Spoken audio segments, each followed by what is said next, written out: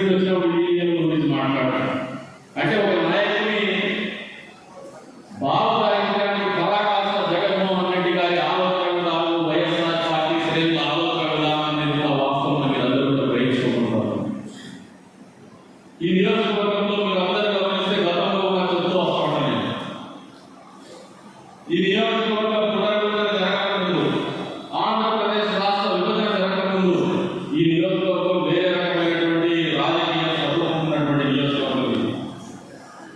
NT Ramarao గారు party పెట్టిన తర్వాత ఎన్టీ రామారావు గారి చరిష్మా పూర్తి స్థాయిలో పనిచేసేటప్పుడు అసలు ముక్కు మొహం తెలియనటువంటి వ్యక్తులు కూడా మూడలు బట్టలు పెట్టుకునే వర్గులు కూడా ఎన్నికల వారికి మక్కువైనటువంటి పరిస్థితులు ఈ నియోజకవర్గంలో ఉన్నాయి.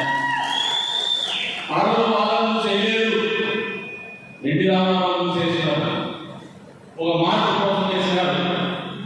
కేవలం కొన్ని వర్గాలకు మాత్రమే పరిమితమైనటువంటి రాజ్యాధికారాన్ని బడుగు బలహీన వర్గాల వాళ్ళు, యువకులకు, చదువుకున్నటువంటి వాళ్ళకు అందించాలని ఒక మార్పు ఆలోచనగా ఒక తీర్పునిచ్చినటువంటి ప్రజానీకం మారినటువంటి పరిస్థితుల తర్వాత నియోజకవర్గాల పునర్విభజన తర్వాత రాజశేఖర రెడ్డి గారు ముఖ్యమంత్రి అయిన తర్వాత రాజశేఖర రెడ్డి గారు ముఖ్యమంత్రి కాకముందు అనే పరిస్థితుల్లో ప్రతిపాదిక నడిచిందనేది వాస్తవం అని వీళ్ళందరూ కూడా మర్చిపోతూ ఉన్నారు.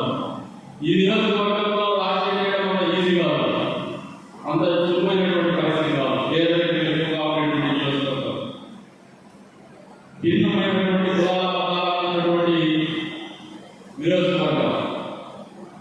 ఇక్కడ నాయకుల చలామణి వాళ్ళు అసలు ఏ మాత్రం కూడా నాయకత్వ లక్షణాలు లేనటువంటి వాళ్ళు, ప్రజలు మొదలుపెట్టేటువంటి వాళ్ళు, మాయ చేసేటువంటి వాళ్ళు, మోసం చేసేటువంటి వాళ్ళు, అధికారం మాటిన అవసరాలు తీర్చుకునేటువంటి వాళ్ళు, ఆర్థికంగా బలపడాలని కోరుకునేటువంటి వాళ్ళే వచ్చినారు. కానీ ఎవరు కూడా నియోజకవర్గం బాగోగులు కానీ పార్టీ బాగోగులు కానీ చూడాలనేటువంటి పరిస్థితులు రాజకీయాలు అందుకు పరిణామమే, అందుకు ఫలితమే 5 సంవత్సరాల కొత్త నాయకులు అవతరించి వచ్చినటువంటి పరిస్థితులని మీరందరూ వాస్తవం అర్థం చేసుకుంటారు. ఈ విషయాలను మీరు ఎందుకు చర్చిస్తానంటే మీకు బాధ ఉంటుంది, సగటు మనిషి ఉండేటువంటి బాధ ఉంటాయి, సగటు కార్యకర్త ఉండేటువంటి బాధ ఉంది. 6 నెలలు అయిపోయింది, నాకేదో కోరికలు ఉన్నాయి, నా కోరికలన్నీ తెలియలేదు, మా నాయకులు మాకు సమయం లేదు, అధిక ఎమ్మెల్యే కానీ మా రాజ్యం बदल गया सही तरीके में बदल गया। झूठे रास्ते में नहीं जा रहा हूँ, सही रास्ते में जा रहा हूँ, सबके लिए आ जा रहा हूँ। ఒకరి కోసం పోదా, అందరి కోసం పోతాను. మిమ్మల్ని అందరినీ నేను కాపాడుకోగలిగితే నన్ను కాపాడుకున్న దానికి మీకు నేను మంచి చేసినట్లయితే కానీ నన్ను మీరందరూ కాపాడుకున్న తర్వాత నా స్వార్థం చూసుకుంటే మిమ్మల్ని అన్యాయం చేసినట్లయితే నేను అన్యాయం అయిపోయాను కదా, పార్టీని అన్యాయం చేసినట్టు. గత ప్రభుత్వ హయాంలో ఇప్పటికి మనకు 6 నెలలకే గ్రీవెన్స్ చెప్తాను. ఒక్కటంటే ఒక రోడ్డు ఏమైనా చేసినారా? నిజాయితీగా గుండెలు చేసుకోండి. ఒక్క పని అంటే ఒక పని ఏది కాదు. వైఎస్ఆర్సీపీ కార్యకర్తకైనా ఈ నియోజకవర్గంలో రోడ్డు వర్క్ కానీ ఇంకో వర్క్ కానీ దొరికిందే కదా 5 ఏళ్ల కాలంలో? ఎప్పుడు ఇవ్వాలా? మనకు 18 కోట్ల వర్క్ చేస్తే నేను ఇంకా 2 కోట్లు ఎక్కువ వర్క్ చేస్తే ఏది కూడా అపేక్షించకుండా మీకే అప్పచెప్పిన మీ మండలంలో ఎవరైతే వర్క్ చేస్తుంటే వాళ్ళకే అప్పచెప్పిన మీరు ఆర్థికంగా బలపడాలని అప్పచెప్పిన. ఇక ప్రస్తావించకూడదు కానీ ప్రస్తావించడం తప్పకుండా వైన్ షాపులు ఏమైపోతుంది అంటే మీకే అప్పచెప్పిన. అది మంచి జరిగిందో చెడ్డ జరిగిందో నాకైతే తెలియదు కానీ మీరైతే ఏర్పాటు చేసుకున్నారు. ఎలక్షన్ అయితే డబ్బు తెలియదు కానీ మామూలు గ్రామీణ శాతం దగ్గర కోట్లు డబ్బులు కూడా పెట్టుకుంటున్నారు. చెప్తా ఉన్నాడు, ఖచ్చితంగా దాన్ని పరిశీలిస్తాం. ఇసుక రేటు పెరిగినప్పుడు మేము దండించాం, మళ్ళీ వాస్తవాలకి చేసినాం. కంకరెడ్డి కూడా ఈరోజు నాకు తెలియదు, ఈరోజు ప్రస్తావిస్తే నా మిషన్ చేసింది, దాంట్లో పూర్తిగా నేను అవగాహన చేసుకుంటాను.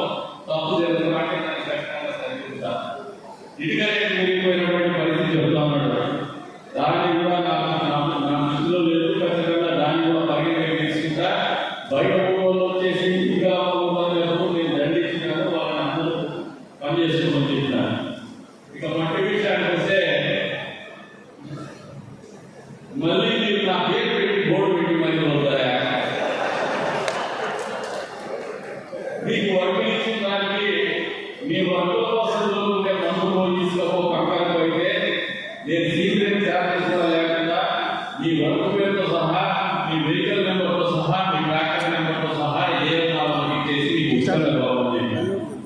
నా కోసం అయితే నేను కోరుకోలేదు. ఇంకా మట్టి విధానంలో స్వస్థత కోసం నేను వెయిట్ చేస్తాను. ఏ రకంగా అయితే ప్రజల నుంచి అసహ్యం రాదు, ఊహని ఇచ్చినాడే నేను అనిపించేస్తాను, అబ్బా అనిపిస్తాను. మళ్ళీ మనం మాట్లాడేప్పుడు ఏం లేకుండా చేస్తాం, అందుకని కొద్దిగా ఆలోచన చేస్తాం. ఇక ఫిట్నెస్ సెంటర్ విషయానికి వస్తే అక్కడక్కడ పాపం రెడ్డి దగ్గరికి మండలానికి నడవడంటే నడవడం పెడతాడు, కానీ ఇద్దరు ఫిట్నెస్ సెంటర్ పోస్ట్ రాలేదని మాత్రం కంప్లైంట్ చేస్తాడు. ఇద్దరికి పెట్టుకుంటాడు, ఇద్దరు చేస్తారు, రెండు కూడా ఉన్నాయి. అది కూడా ఏంటంటే లేదా కోర్టు పెట్టారు, దాంట్లో తప్పుతుంది. రెండు రోజుల పీడీ గారిని తీసుకుని నేను మాట్లాడాను. ఇక స్టోర్ల విషయానికి వస్తే టెంపరీ స్టోర్లు అయితే చేసినాం. పర్మనెంట్ స్టోర్ల విషయంలో ఒక ప్రాసెస్ అనుకుంటున్నారు. అందులో డిప్యూటీ సీఎం గారి వాళ్ళు ఏదో వాళ్ళు చేసినటువంటి శాఖ సివిల్ సప్లైస్ వాళ్ళ ఆలోచన విధానంలో ఉంది. దానికి అనుగుణంగా మీరు విలేజ్ రాష్ట్రం చేస్తాం, ఎటువంటి పరిస్థితి లేదో పూర్తి చేసి మన వాళ్ళకైతే న్యాయం చేస్తామని చెప్పేసి సందర్భంగా తెలియజేస్తాం. ఇక మీరు ఒకసారి ఆలోచన లేదు,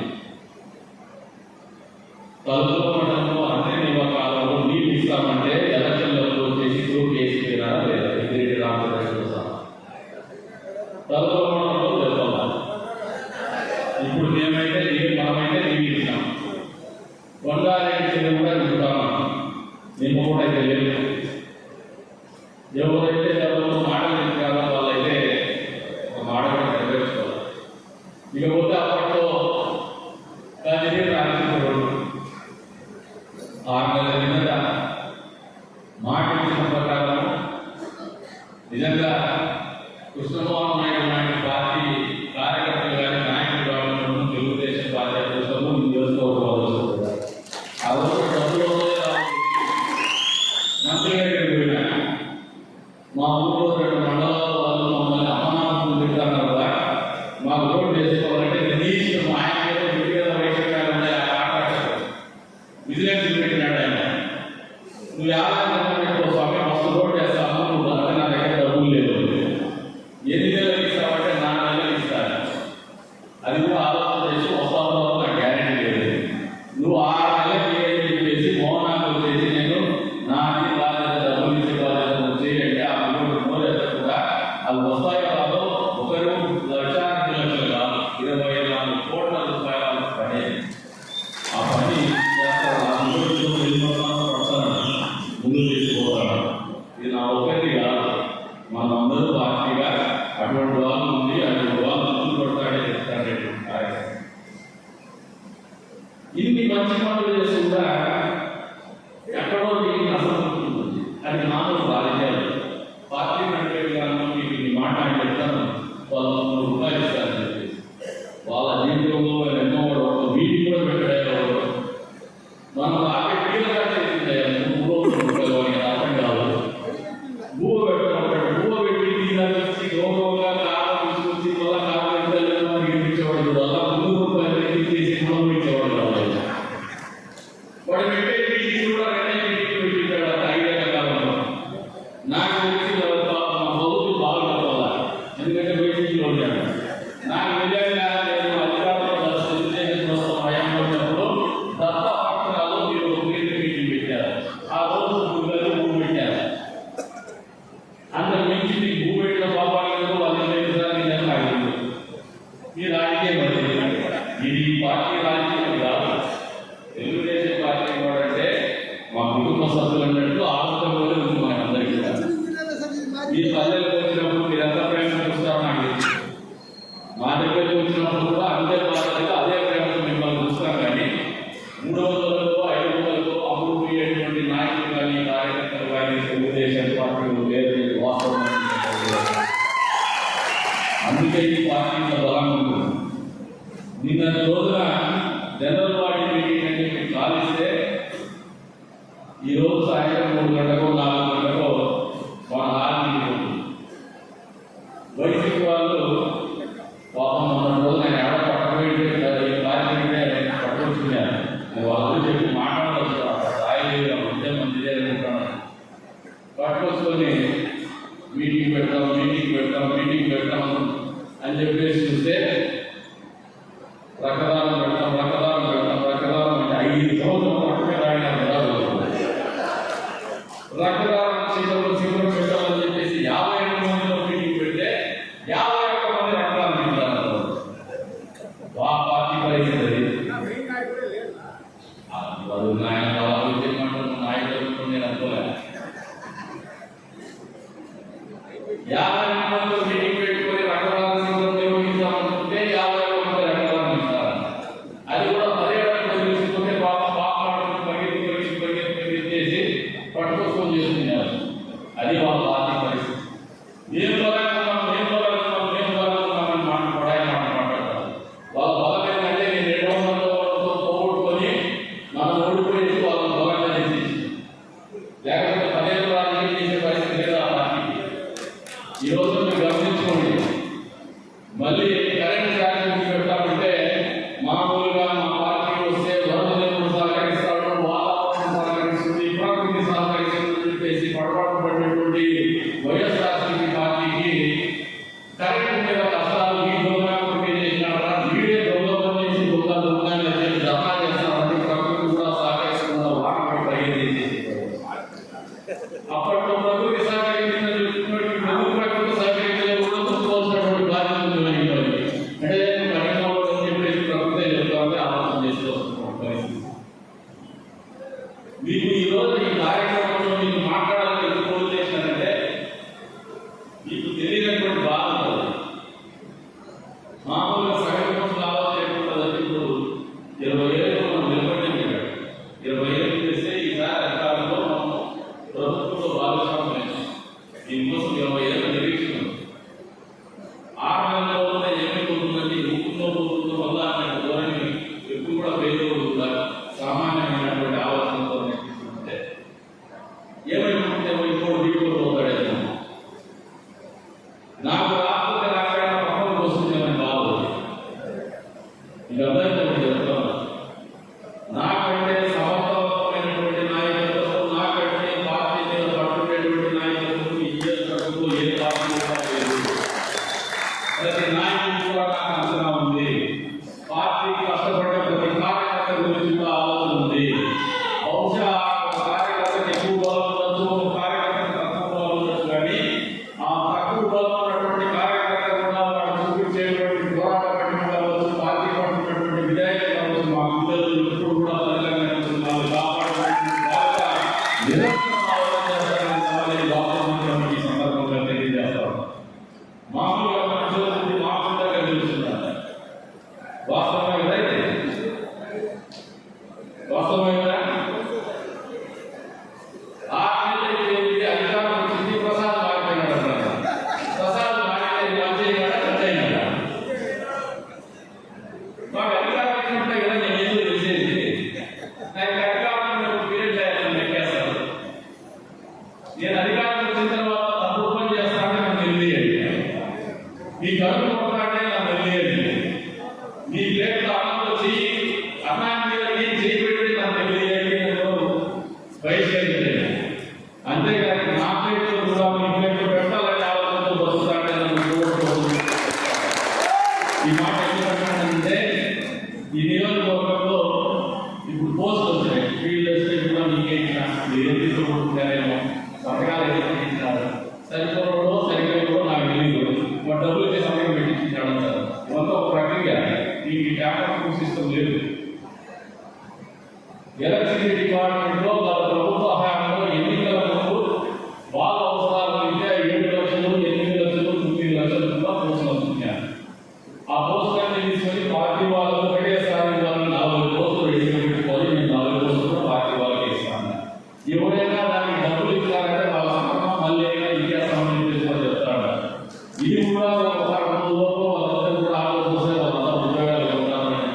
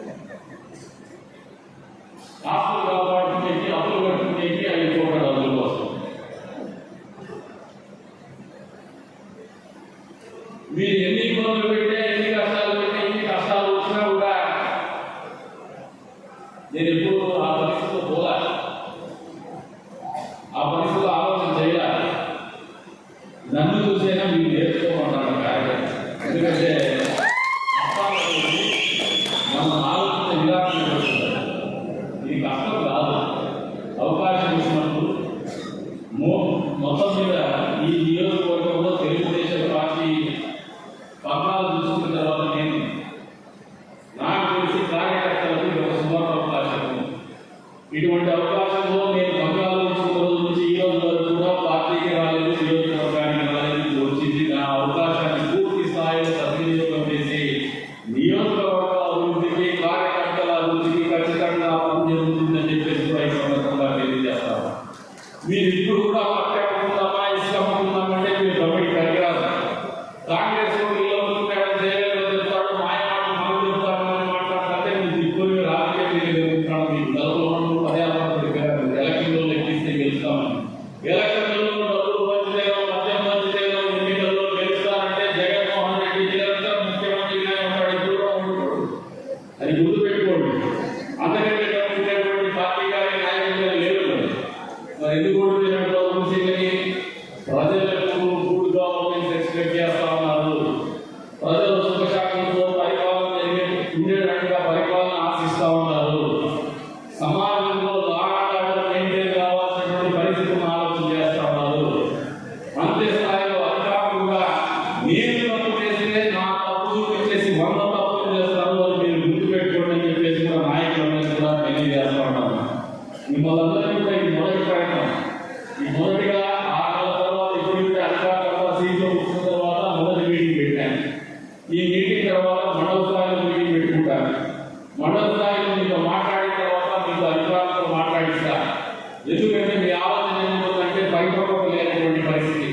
మీకు అప్పచెప్పేస్తే మీరు అధికారులు ఏమైనా చేసేలా అధికారం ఉందంటే మనం ఏం చేసినా చేయాలని ధోరణి పోతాం తప్పని మీరు గ్రహించుకోమంటారు. మనం మంచి చేయాల, ఊరు బాగుపడాల, 10 మంది మంచి పోవాల. మన ఆలోచన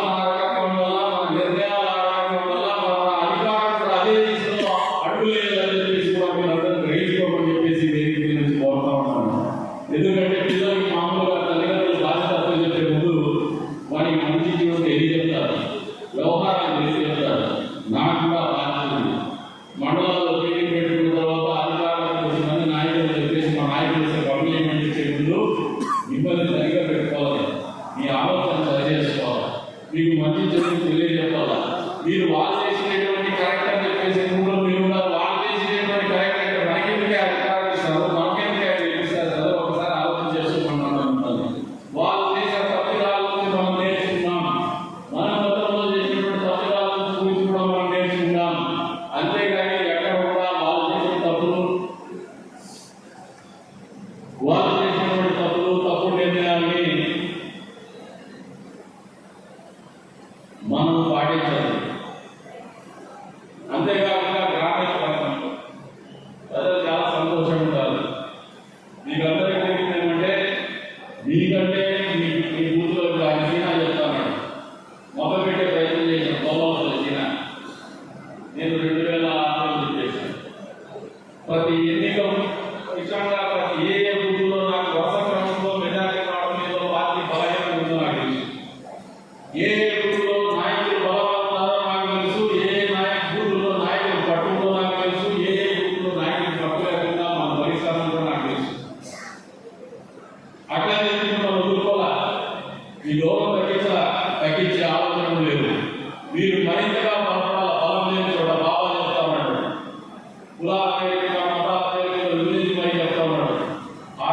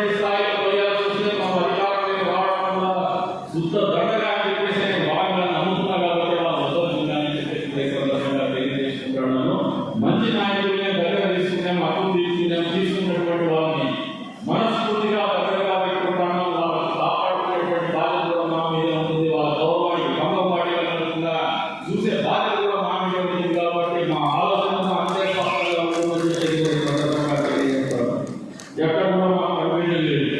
ఇందాక ఇమాం మౌజుల గురించి చెప్తున్నాడు సోదరుడు. ఇమాం మౌజుల గురించి ఈరోజు స్పష్టంగా చెప్తున్నా.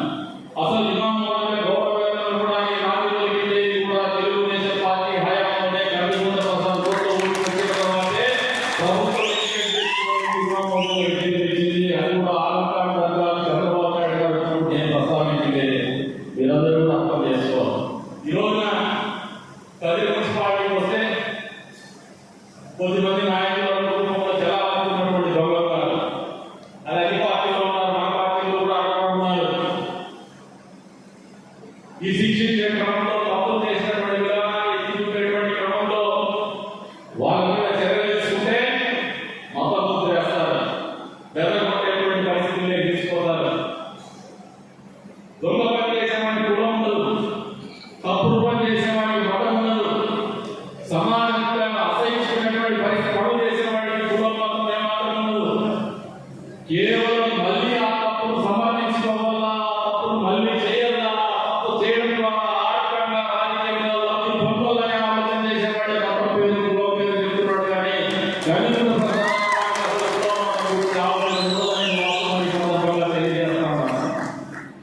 నిజంగా కులం ప్రకారం ఆలోచన చేస్తే ధర్మాలు ఎలక్షన్లో పోటీ చేసేవాడిని. నేను ఎప్పుడు నమ్మను. నాయకులు అనేవాడికి కులం ఉండదు, బంధువులు ఉండరు, స్నేహితులు ఉండరు, ప్రజలే అన్నీ నడిపిస్తారు. ఆ సిద్ధాంతాన్ని బలంగా నమ్ముతాం మేము. ఇప్పటికి కూడా మా సోదరులు భయపడతారు బాబును ప్రచారం చేస్తున్నారు. ఇప్పుడు చెప్తున్నా, గతంలో చెప్పిన వాళ్ళ ప్రచారంలో ఇది కూడా లేదు. ఈ మాట ఎందుకు చెప్తున్నారంటే 20 ఏళ్ల పాటు ముందుకు సాగిన ఒక మనిషి ఒక రోజు మోసం చేసి, ఒక రోజు అబద్ధం చెప్పచ్చు, ఒక రోజు నటించారు. జీవితకాలం నటించలేడు, జీవితకాలం అబద్ధాలు చెప్పలేడు, జీవితకాలం మోసాలు చేయలేడు. దానికి ఉదాహరణ ఈ రోజున ఊరించి పెట్టి పారిపోయే వాళ్ళు, వీడి మీద బయటకు వచ్చిన వాళ్ళు, జైలు మగిపోతున్న వాళ్ళు అని చెప్పేసి ఎందుకు మాట్లాడుతున్నారంటే నా మీద ఎన్నో అపవాదాలు నేను కోరినారు, అవాస్తవాలు మాట్లాడారు, భూకబ్జాల గురించి మాట్లాడారు. 5 సంవత్సరాల్లో అధికారంలో ఉన్నారు. నిరంతరం 500 సార్లు చెప్పిన ఎక్కడైనా ఒక ఇంచు భూమి నేను కబ్జా చేశాను చూపిస్తే ప్రభుత్వం మీరు చర్యలు తీసుకోండి, మమ్మల్ని లోపల పెట్టండి.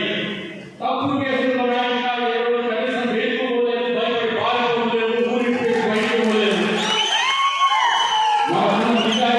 నడిపించింది. మీరెందుకు పాల్గొంటున్నారని ప్రజలందరూ కూడా గమనిస్తున్నారు. ఈ రోజున వాళ్ళకు చేస్తుంది. మా నాయకుల గురించి భయం ఉంది. నిజంగా నమ్మేస్తారేమో, నిజంగా నమ్మంటే మనం రోజున బీజేపీ పార్టీలో పోయినప్పుడు ఒకసారి నేను 7 రోజులు పోయిన రోజు కూడా నన్ను గెలిపించాలని ఆలోచనతోనే ప్రజలు ఓటు వేశారు. ఎందుకంటే గెలిచినప్పటికంటే 10,000 ఓట్లు గెలిపించాలని నియోజకవర్గంలో ఆ రోజు నేను చేసిన తప్పుల వల్ల, నా ఓవర్ కాన్ఫిడెన్స్ వల్ల ఎలక్షన్ వచ్చింది. కానీ వాళ్ళు గెలిచేసిన బలం వల్ల పేదలను కూడా కంటామని వాళ్ళ ఊళ్ళో భయం కొడతా ఉంది, ఊళ్ళో చెల్లికొడతా ఉంది. ఈ రోజు భవిష్యత్తు యొక్క అధికారం ఉంది. ఈ రోజు వాళ్ళ ఆలోచన కనపడతామంటే ఒక నియోజకవర్గ పునర్విభజన జరుగుతుంది, లేకపోతే జమిలీ ఎన్నికలు వస్తాయని చెప్పేసి ఇంత దౌర్భాగ్యమైనటువంటి ఆలోచనతో నాయకులు ఎవరైనా ఆలోచన చేస్తారో ఒకసారి గమనించుకోండి. ఎందుకంటే ఆ పట్టు కూడా ఎవరో ఒకటి పోటీ చేస్తాడు, ఈ పట్టు కూడా ఎవరో ఒకటి పోటీ చేస్తాడు. ఏ నియోజకవర్గం అయితే ఏమవుతుంది, ఆ పునర్విభజన జరిగితే ఏమవుతుంది, జమిలీ వస్తే ఏమవుతుంది, అదరాత ఎలక్షన్ పెట్టే చేస్తాడు గ్యారెంటీగా. ఆత్మవిశ్వాసం మీకు ఎందుకు పొరపడిందంటే మన మొత్తానికి 6 గంటల వాళ్ళు అధికమైపోతారనే వల్ల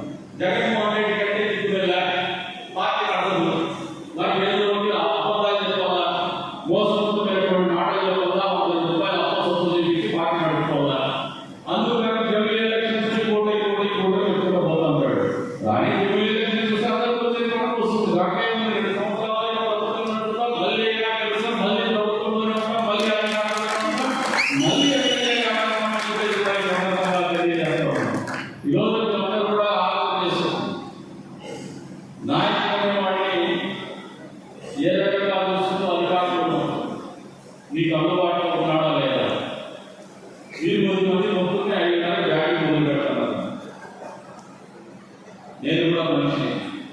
ఈ భూమి మీద ఉండే ప్రతి జీవికి కూడా 24 గంటల టైం ఉంది.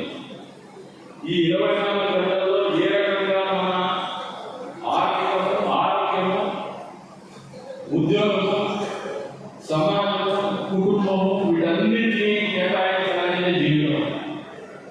పొద్దున్నే నా ఆరోగ్యం కోసం పరిగెత్తకపోతే అక్కడ కూడా ఆ గంట నాదే. అట్లా పరిగెత్తే నేను మీతో పాటు పరిగెత్తగలను, మీకోసం పరిగెత్తగలను. వాస్తవం మీరు ఎదురు నమ్మలేకపోతున్నారు. మామూలుగా సాయంత్రం నాకు ఏమైనా 15 లీటర్లు ఎందుకు ఈ ఊళ్ళో నాయకులు కూడా రాత్రి మరుగుడి పెడుతున్నారో నాకు అర్థం కాలేదు. అందులో ఎందుకే రాత్రి మరుగుడి రాలేదు. మీ నాయకులు మరుగుడే పరిస్థితి కల్పించదండి. ఫ్రీగా వదలండి. వానికి కూడా దూరం ఉంటుంది, వానికి కూడా దేహం ఉంటుంది, వారికి కూడా ఆత్మ ఉంటుంది, వానికి కూడా విజయం ఉంటుంది, వానికి కూడా విజయ సంతోషంగా నవ్వాలి ఉంటుంది, మాట్లాడాల్సి ఉంటుంది. ఇంకా మా నవాబులు అయితే గదిలో 12 మంది ఉన్నాం. అక్కయ్య ఉన్నారు. వాళ్ళందరూ దోష ఏంటంటే వాళ్ళందరూ ఏమంటే ముందు అచ్చా బయట మాట్లాడాలి. అవసరం బాధ అయిపోయాయి. ఇసే వేరే అచ్చా బాధకి బాధ कराते बोले भूखा वाले क्या भूखा मारते होंगे बात करेंगे बेटा तो अपने के साथ हम लोग के साथ बेटा काम करता नहीं है. ఈ నాకు ఎక్కువ వేరే వాళ్ళు అనుకుంటాడు. వాళ్ళు మాట్లాడుతున్నారు, మాకు టైం ఉంటుంది. ఇవన్నీ మీరు అర్థం చేసుకోండి. నాకు కూర్చొని నవ్వుకుంటే వేరే ఉంటుంది. నాకు ఆపద అవసరం, అక్కడ స్ట్రెస్ అవసరం. మనసు ప్రశాంతంగా ఆలోచన చేస్తుంది, ఆహ్లాదంగా ఆలోచన చేస్తుంది. వాడు బాధ్యత ఉంది. 20 ఏళ్ళు నాకు చాలా మంది కోరుకుంటున్నారు. వాళ్ళ ఫలితాలతోనే మనం ఈ రోజు ఉన్నాం, వాళ్ళ త్యాగాలతోనే మనం ఈ రోజు ఇక్కడ ఉన్నాం. అవన్నీ కాపాడుకోవాల్సిన బాధ్యత నాకు ఉంటుంది. అందుకే గట్టిగా పనిచేస్తాం. ఇవన్నీ అర్థం చేసుకోకుండా చిన్న ఆలోచన పెట్టుకుని ఎక్కువ మంది లేదు నాకు తెలుసు. 0.1% ఉంటారు. ఈ 0.1% అనేది నిరంతరం నాయకత్వం సరిగ్గా లేకపోతే ఈ 0.1% 91% అయిపోయింది. మామూలుగా చాలా నియోజకవర్గాల్లో 91 వచ్చేసింది. మన నియోజకవర్గంలో 0.1% ఉంది. నాకేమంటే నాకున్నది వీళ్ళే. వీళ్ళకి మనసుకి నేనేదో చెప్పేదా, నా పరిస్థితి ఏదో చెప్పుకోవాలా, వాళ్ళ పరిస్థితి అరిసే అరిస్తారు, ఏడిసే వేస్తారు, తిట్టే తింటారు, అన్ని చెప్పేసే వాళ్ళు అనే ఆలోచనకి వేరే ఏర్పాటు చేసింది. మీరందరూ కూడా ఒక ఉపదేశంతో అధికారంలోకి రావాలనే పట్టుదలతో కసితో త్యాగాలు చేసిన ఈ అధికారం అనేది నేను ఎమ్మెల్యే కావడానికి మిమ్మల్ని ఆ ఎమ్మెల్యేగా పరిపాలించడానికి కాదు. ఈ నియోజకవర్గ ప్రజలు కాపాడుకోవడానికి, ఈ నియోజకవర్గ అభివృద్ధి చేసుకోవడానికి, ఈ నియోజకవర్గంటే ఈ కోపం, బాధ, ద్వేషం ఏవి కూడా ఉండవని వాస్తవాన్ని అర్థం గ్రహించుకోండి. ప్రతి ఒక్కరిని జీవితంలో పోగొట్టుకున్న ప్రతి ఒక్కరిని కూడా నిలబెట్టుకోవాలని కష్టంగా ఉండాలి. నా కోసం పోగొట్టుకున్న ప్రతి రూపాయి కూడా ప్రతి నిమిషం కూడా వాడిని కేటాయించడంలో వాడికి ఆ ప్రతి రూపాయి వాడిని తీసుకెట్టాలని పట్టుదలతో ఉన్నాను. మీరు సహోదరులతో అర్థం చేసుకుంటే ఆ ఫలితాలు తొందరలోనే వస్తాయని ఎక్కడ 5 సంవత్సరాలు వెయిట్ చేసుకోవాలని ఆలోచన లేదు. మీరు గమనించుకోండి. పర్సనల్ లైఫ్లో నేనే పెట్టుకోవాలి. నిరంతరం పరిగెత్తుతూనే ఉండాలి, నిరంతరం పోతూనే ఉండాలి.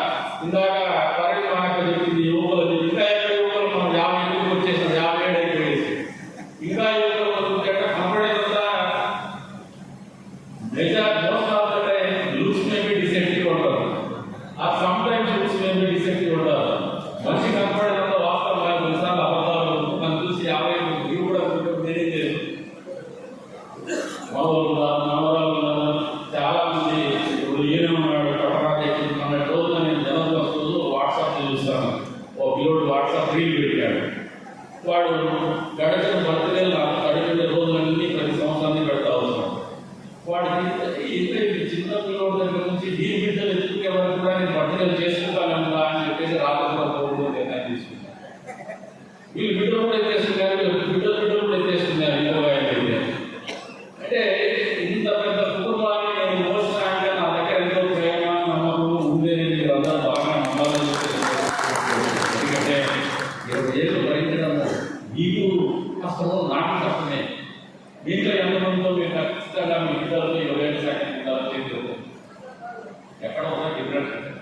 ఇది కూడా అంటే ఉద్యోగం వస్తానంటే ఖచ్చితంగా. కాబట్టి ఇవన్నీ మర్చిపోయేసి ప్రజల కోసం పనిచేస్తాం, మంచి కోసం పనిచేస్తాం.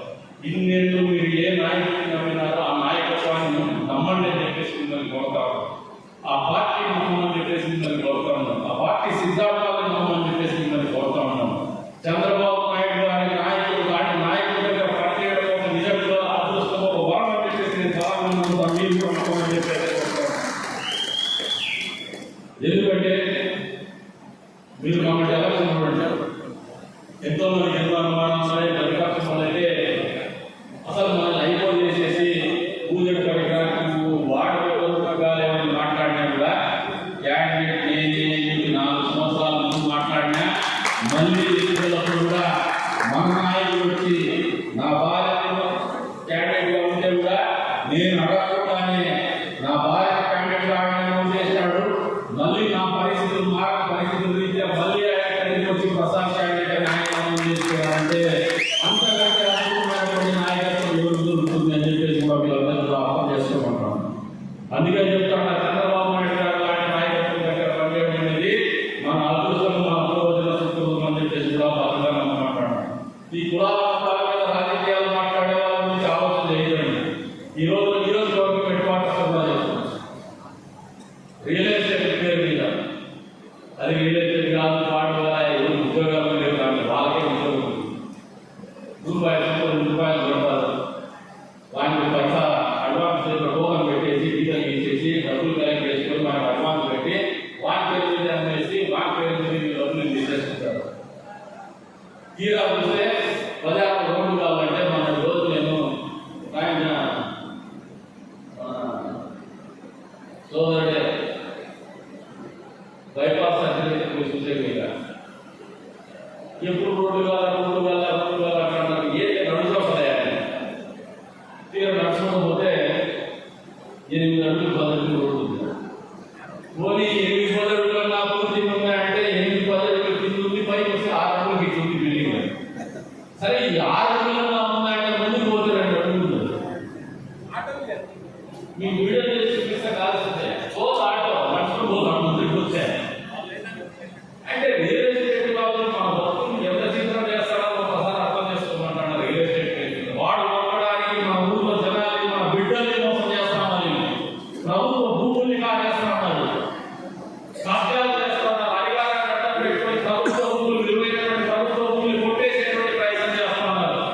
ఈ రోజున ఈ 4 నెలలు గట్టిగా పట్టేసరికి ఉక్కి అయిపోతారు. నేను అదే మధ్యాహ్నం అడిగినా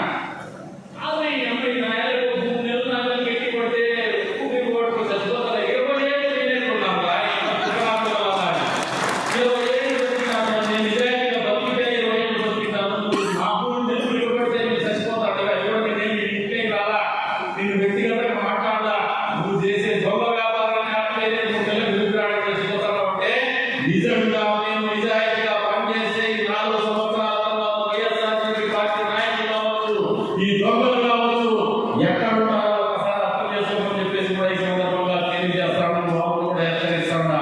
ఇక్కడ డైవేట్ ఏమనుకుంటున్నారు, ఇంకా ఆలోచన చెప్తారు. ఆయన ఆలోచన చేసి వాళ్ళు ఎవరో కోర్టు పోతారట.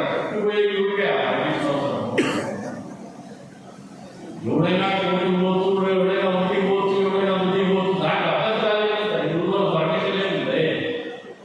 దాని గురించి ఆలోచన చేసేవాడు ఉంటాడు, దాని గురించి ఎవరు పట్టించుకోరు. ఇవన్నీ కూడా మీరు ఆలోచన చేస్తాను. మీరు ఈ ఆలోచనలకు నేను ఈ 6 నెలల కాలంలో 5 నెలల ఒక కంప్లైంట్ ఉండొచ్చు. కానీ మీ అందరి కోసం, మీ అందరి గౌరవాలకు నేను ప్రజల సమయం ఇస్తాను, ఊరికి సమయం ఇస్తాను.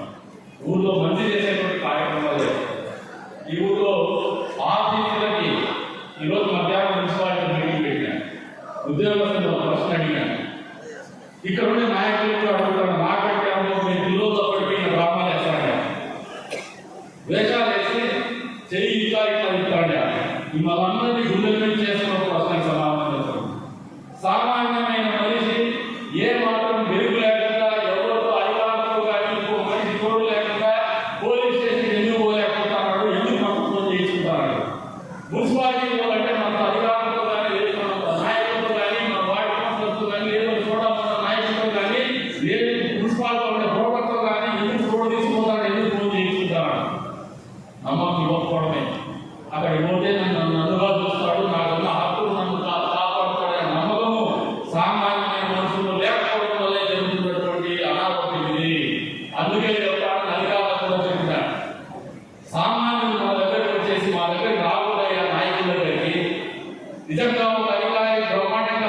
పనిచేస్తే, నిస్వార్థంగా పనిచేస్తే, నిజంగా ఉద్యోగంగా చేస్తే రాజకీయ నాయకుల దగ్గరికి రావడం అనేది వాస్తవం అని చెప్పేసి కూడా బల్ల కలిగిస్తున్నారు. ఈ ఆలోచన విధానం మీకు ఎంతమంది ఉందో చెప్పమంటున్నాను. నన్ను అపార్థం చేసుకోవడం కాదు, టైం చెప్పేసి అమ్మాయి నాటకాలు పెట్టి తాతే కౌనకు టైం కానీ వీళ్ళందరికీ కూడా చెప్తాను, ఎక్కడ కూడా మాకు అహంకారం చెప్పలేదు. కొత్తది కాదు, శాశ్వతమైనది కాదు, ఇది నాకు వచ్చింది కాదు, నాకు వచ్చేది కాదు, నేను గురువు నాకు వచ్చింది కాదు, నాకు వచ్చేది కూడా ఇన్స్ట్రుమెంటల్ గా మీరందరూ నమ్మితే, ఊరు నమ్మితే, ప్రజలు నమ్మితే, పార్టీ నమ్మితే, చంద్రబాబు నాయుడు నమ్మితే నాకు వచ్చింది మీ అందరి కోసం పనిచేయాల్సినటువంటి బాధ్యతే. కానీ ఇది నాకు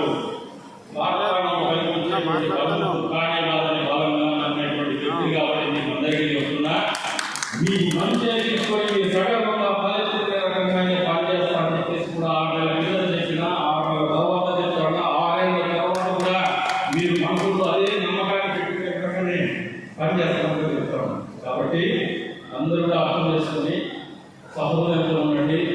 మంచి ప్రజలకి మంచి ప్రభుత్వం వచ్చిందని ఆలోచన ప్రజలను నమ్మించేటట్టుగా నడుచుకుందామని చెప్పేసి కూడా తెలియజేస్తున్నాను.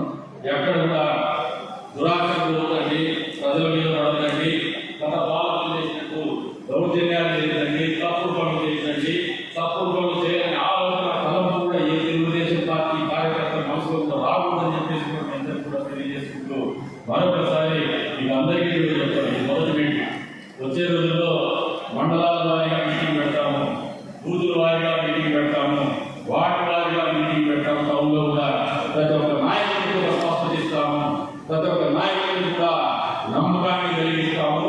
ప్రభుత్వం